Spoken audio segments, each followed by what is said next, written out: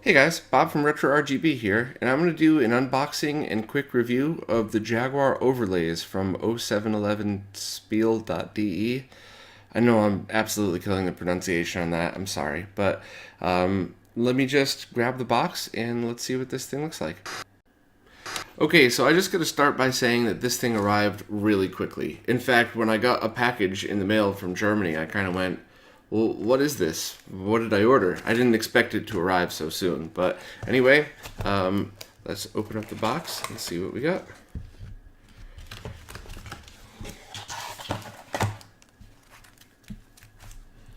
So that's pretty cool. It's got the actual, it's got like a little booklet.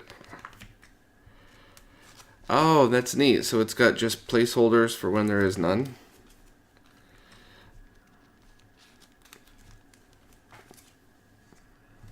Try to get this a little bit more centered. Yeah, that's very cool. They look great. I don't remember what the originals looked like, to be honest with you, and I don't own any now. I unfortunately did actually have a Jaguar. Very long story that ended in we almost got it as a joke. But I don't remember using the overlays, and I don't remember if any of the games that I had actually needed them. Alright, well, I did have Dragon the Bruce Lee story, which was terrible. So let's just see how this looks plugged into an actual Jaguar controller.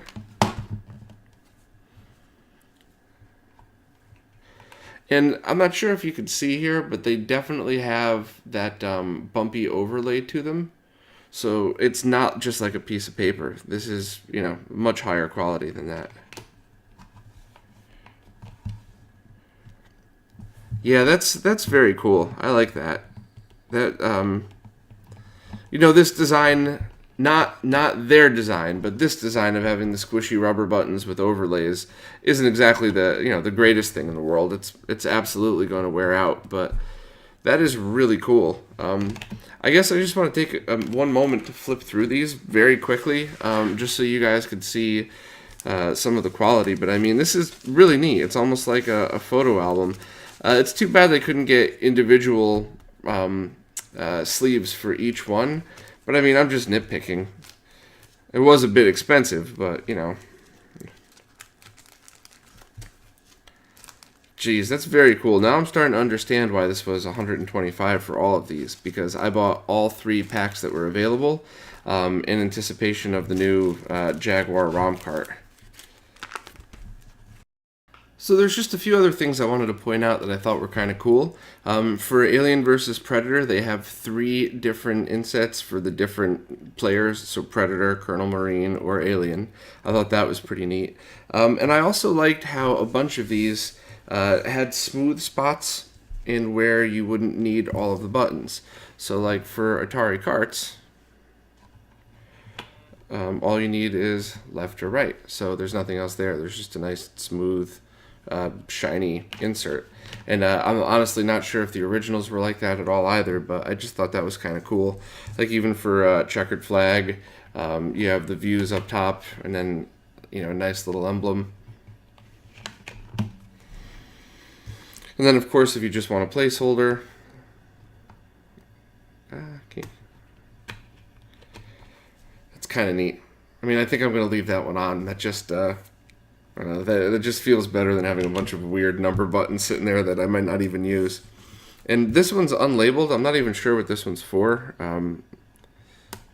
Maybe it's just for the basic settings of the Jaguar. I don't really know, but it came with it, so whatever. So yeah, let's take a look and see how this thing actually feels when you're playing a game. Okay, let's start with the best game on the Atari Jaguar by far, Tempest 2000 with the spinner controller. So I have the different, I have the overlay here that shows the different views, and it's really helpful to have them here because if I were just like reading off a manual, I would never be able to remember this stuff. So let me hit lock view. All right, so that's cool. It kind of locks the game in place. Oh, and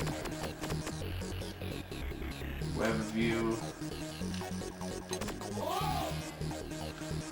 I guess I have to try to be better at this game, huh?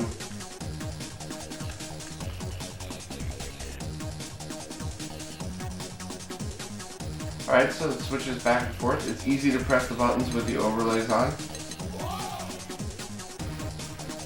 And I guess toggle the music. Alright, so this one works out nice. And the very last thing to show is just comparing the original to the aftermarkets. Now, this is a bit of a moot point because they only made a handful of originals. The aftermarkets are made for, I think, pretty much all of the games. So in most cases, you don't even have a choice. You can only use the aftermarket. But a few things that I noticed, I kind of prefer the photo finish of the aftermarket, but, you know, there's certainly nothing wrong with the original. And the buttons have a little bit more play on the original. They definitely feel a little more like buttons rather than indentations.